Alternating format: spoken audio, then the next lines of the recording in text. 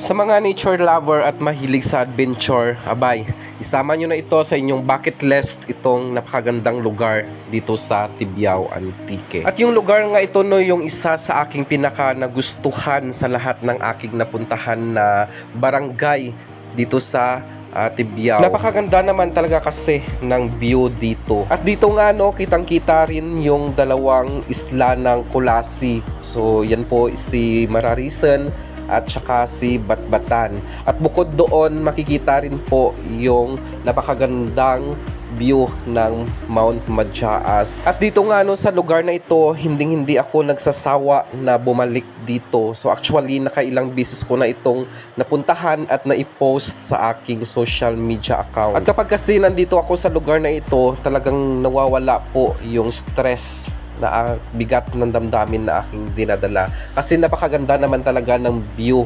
dito.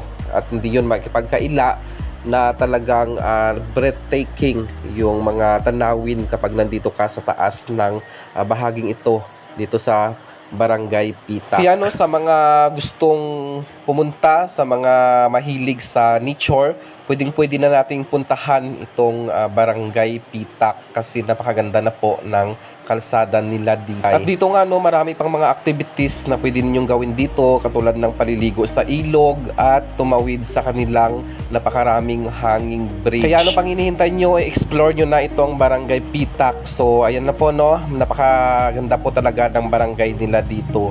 So hanggang dito na lang po no, at kita-kits ulit tayo sa susunod na mga video na aking i-upload. So maraming salamat po sa patuloy na pagsuporta, sa pag-like at pag-share sa aking mga video na ina-upload sa aking Facebook page at sa aking YouTube channel.